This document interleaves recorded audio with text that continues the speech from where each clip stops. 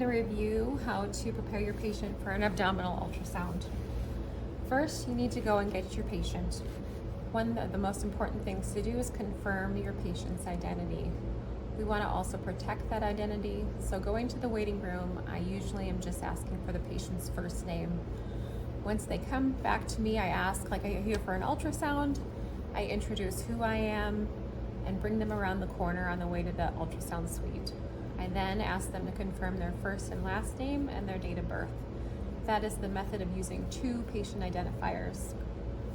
We then enter the room. I could take a short history at that time, and then I would proceed to ask the patient to go ahead and lay down on the bed. I ask them to pull their shirt up. We'd tuck a nice towel in to protect their clothing and respect their modesty. And then I would be checking on my machine. One thing that I could do before the patient comes in the room is go ahead and select my patient name. So in the patient settings, you have this screen, and this is a GE machine. I've pulled up a patient name. I've pulled up what exam that I'd like to do. And then I've gone ahead and hit that scan button. So abdomen is selected.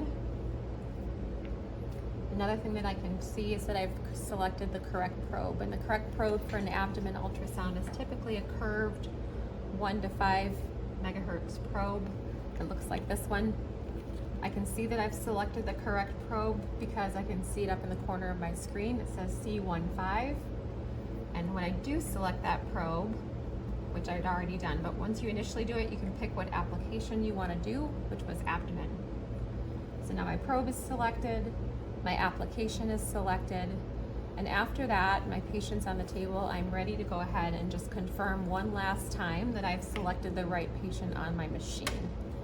It's one thing to be interacting with the correct patient, and it's another thing to have all of your data accidentally saved in an incorrect place.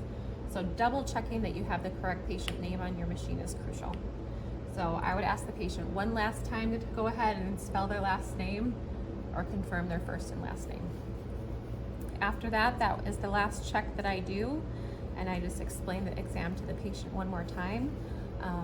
What I'd be doing is saying that for this exam, it's going to take maybe 20 to 30 minutes to get all the images that I need for your doctor.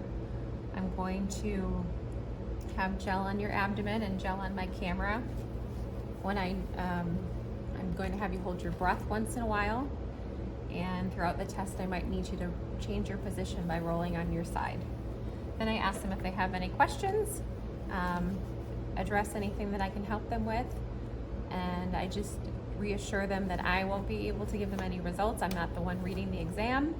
The radiologist will be reading the exam, and you should get results back from your physician or your physician's office. Thank you.